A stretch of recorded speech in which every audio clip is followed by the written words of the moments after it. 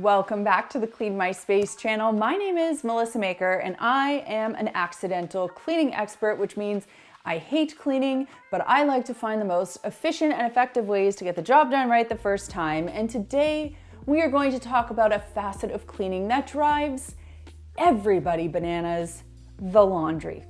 That's why we're in my laundry room. So in this video, I've compiled my favorite laundry tips and tricks that help save you time and get the job done quicker. I'm not about cutting corners here. I still want your laundry to come out perfectly clean every time. I just don't want you wasting time doing it. So stick around and learn those tips. And just a quick reminder, if you haven't done so already, to subscribe to the Clean My Space channel. And we are having a sale over at cleanmyspace.com on our ebooks. So for a limited time, you can get them at a discounted price. That's the Essential Oils Handbook, the 3-Wave System, our 50 DIY cleaners, and more. And for a limited time, you can also get a free copy of our 59-point checklist for home cleaning. So go check it out. If you're air drying a garment, or if you have a garment that cannot go into your dryer, but that you want to remove a lot of water from before you hang it to dry so it's not dripping all over the floor, there's an easy trick that you can use to remove a lot of the moisture. Now, a lot of people talk about putting garments in salad spinners, which yes, can take out moisture, but can also be a little bit rough on the garment. What I prefer is the towel roll. So get yourself a nice large towel. I like to use our microfiber waffle weave towel because it's very absorbent.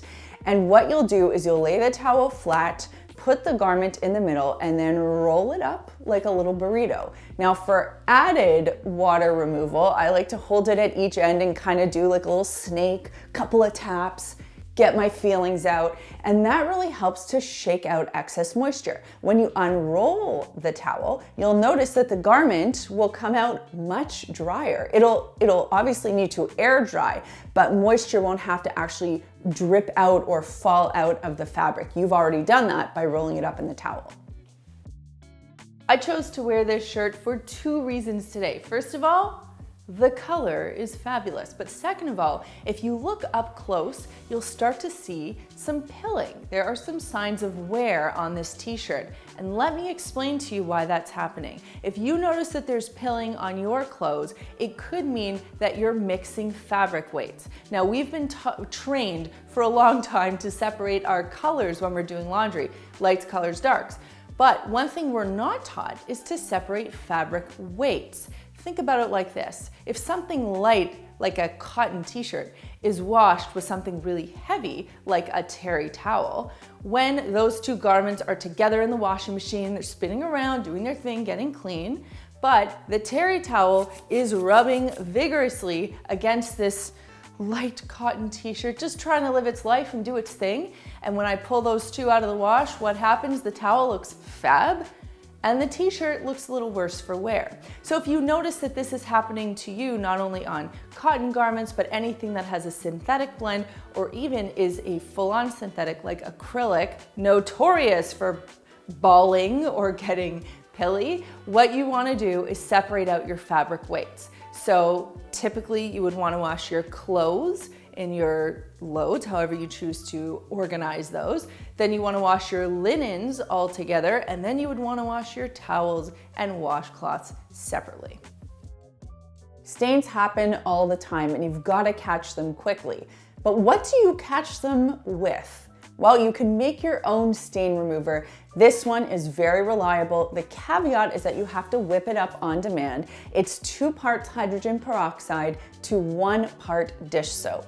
So you can do 2 teaspoons hydrogen peroxide, 1 teaspoon dish soap, whatever the volume of the stain is, just whip it up on demand. Hydrogen peroxide becomes unstable as it gets poured out of its brown bottle. So you've got to only use it on demand so it works well. Now, if you don't want to make up your own, you can also have a store-bought product on hand. I have a couple that I go to. OxiClean is a great one. They've got a ready-made spray, as does Puracy. OxiClean is obviously an oxygen bleach-based product. Puracy is an enzyme cleaner-based product. Both work really well. The point is, you've got to treat your stain as soon as it hits so that you have the best chance of getting rid of it. When I take a pair of jeans off, I just pull the pants down, take one leg out, the other leg out, and pull up a pair of jeans that are inside out. And you know what? I don't turn them right side in for 3 reasons. First, I'm lazy. Second, if I put them in the washing machine like this, inside out prevents dye transfer to other garments in the same load. And third, if I'm hanging my jeans up, same thing. It prevents dye transfer from getting onto other garments in the closet. Now, when it comes to hanging up your jeans, I've got another tip for you. A lot of people will hang their jeans just like this. There are so many problems with this particular method. First of all, it's uneven. It's like being on the high seas in the middle of a storm. Second, and like this is sloppy in your closet, okay? If you're flipping through your jeans to try and find a pair to wear, it's a mess. Second, you can't quite see what kind of jeans they are. You can't easily see the tag or the label. You've always got to fish around.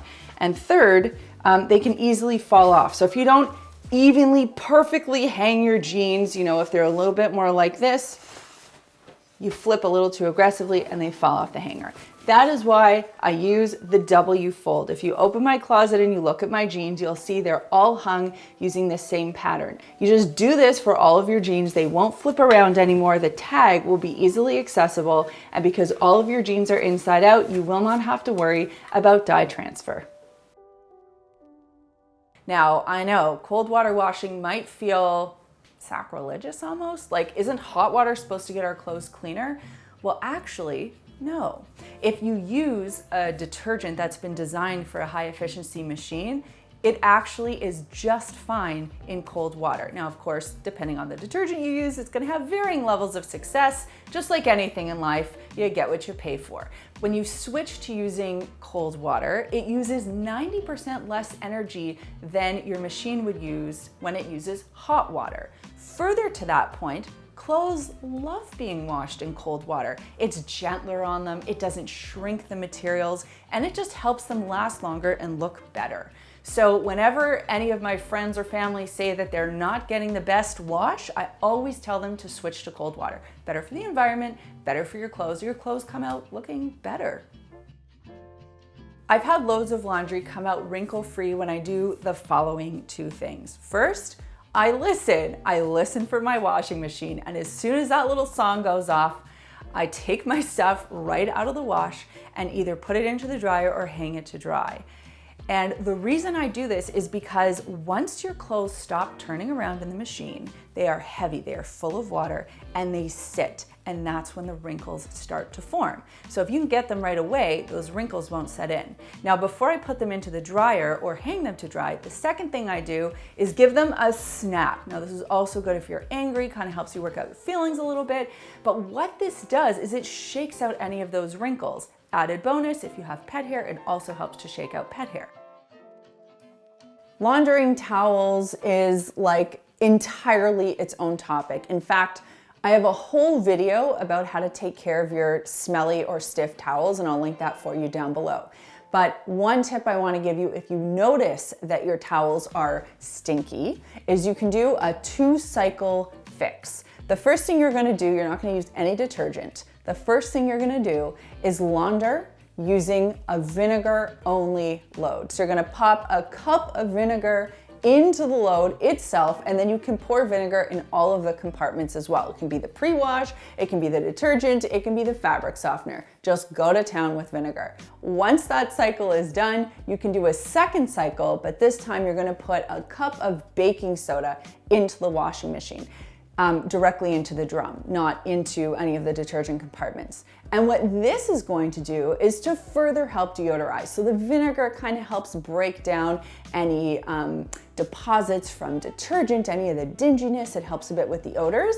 And the baking soda is like the 2 of the 1-2 punch. So do that cycle, the 2 cycles, then pop the towels in your dryer, make sure they're nice and dry, and they will come out fluffy and smelling great. Another thing that really irks the Clean My Space Nation is static cling. And this is actually a super solvable problem. Now in my world, I don't like using dryer sheets. I don't like the feeling of the residue. I don't like the smell that emanates from a dryer sheet. So I just eliminate them. And I actually find them kind of superfluous because there are so many other ways that we can deal with static cling. Way, or method number one, is to use a dryer ball, whether you want to use wool, which is great for natural fabrics like cotton, or if you want to use the plastic dryer balls that look like little hedgehogs. Those are the ones that I tend to use because they're really good for mixed loads. You can even do some DIY ones. We've made videos on that before. No matter what, as long as you have a few of those bouncing around, it'll help to break up the clothing and beat out that static cling. If you don't want to use dryer balls, I've got another easy tip for you. This, of course, assumes your dryer works. You want to dry your clothes until they are damp dry. So maybe about 10 minutes away from being dry. Stop the load, pull out the garments, give them a quick snap or shake, and hang them to dry. While this might seem like a little bit of extra work, you're actually killing two birds with one stone. First of all, by doing that, there won't be any static cling. And second of all, you won't have to worry about your clothing wrinkling, especially if you leave it overnight. And if you left that load in the dryer, everything would sit down, and in the morning you would kind of take that load out and it would be all wrinkly from sitting overnight. So this solves that problem.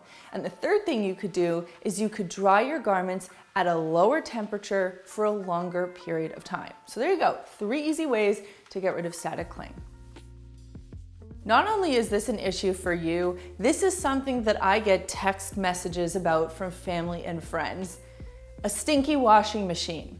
I'm gonna tell you that a washing machine, you should sort of think about like your body after a shower. You wouldn't just step out of the shower and not towel yourself down, would you? No, that would be ridiculous. So your washing machine kind of has to be treated the same way. You want to towel down the inside, so what I recommend is taking a good plush microfiber cloth, giving the drum a quick wipe down, and then going inside that gasket, that rubber lip, and giving that a wipe down, as well as wiping down the inner door. This might seem like an extra step. I know you're busy. I know you got things to do. But if a stinky washing machine grosses you out and scares you, this is all you have to do. It's like, imagine that thing just had a wet bath for 45 minutes and dirty stuff was spinning around in there, and it did its best to drain it all out. But there might still be some stuff left behind, and if moisture is left in a damp space, it'll definitely find a way to get stinky. So by doing this quick towel up, you're gonna save yourself a lot of heartache. Number 2, you gotta make sure you leave that door open. I've talked about this a lot. It is a simple and easy thing to do. And actually what's funny is I am very meticulous about leaving the door open on the washing machine, but sometimes it drives Chad crazy, so he closes the door just by habit, and then I'll have to go and open it. It's like this silent marriage issue that we have.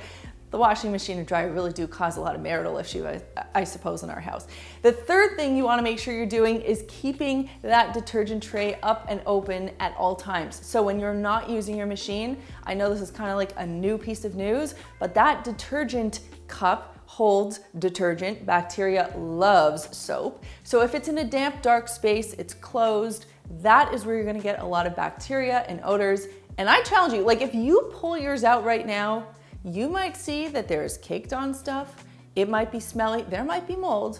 Don't blame me. I'm just giving you the advice. And finally, consider using a product to maintain washer freshness. So for instance, Carbona washing machine cleaner with activated charcoal attracts and binds odor-causing residues. This is a super simple way to maintain your machine. You know what I always say, let the product do the work for you. And by the way, a clean load of laundry starts with a clean washing machine.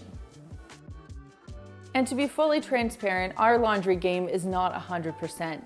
There will be times where people walk in the door and on this very couch to my left, there will just be a pile of laundry sitting there waiting for someone to fold it. I put it there because it's in front of a big TV, so I say to myself, hey, treat yourself, fold some laundry, watch some TV, but sometimes it doesn't always happen. So don't feel so bad about it if you've got a Mount Washmore sitting on your couch. Just try not to let it happen all the time. The other thing you might experience, which is something that both Chad and I experience and we are still working on to this very day, is what's called the floor drobe or the chair drobe.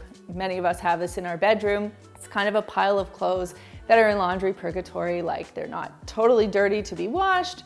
Maybe you'll wear them again, maybe you should hang them up or fold them and put them away, maybe not.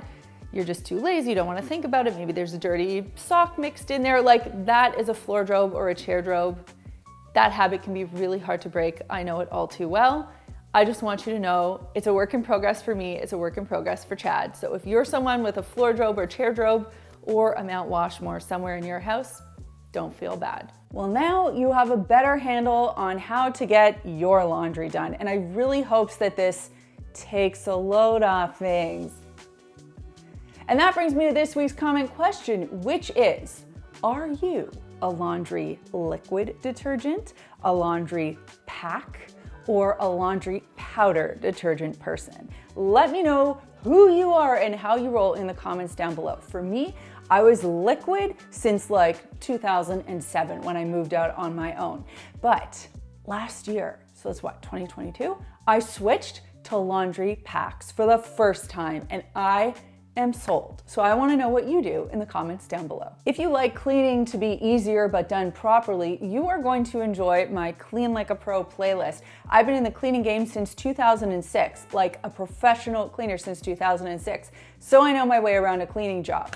And if you want to support the Clean My Space channel, a couple of ways you can do that. Of course, you can subscribe, and you can also check out makersclean.com. I've got a link for you down below as well, which is where we sell all of our premium microfiber cleaning tools and much more. Thanks so much for watching, and we'll see you next time.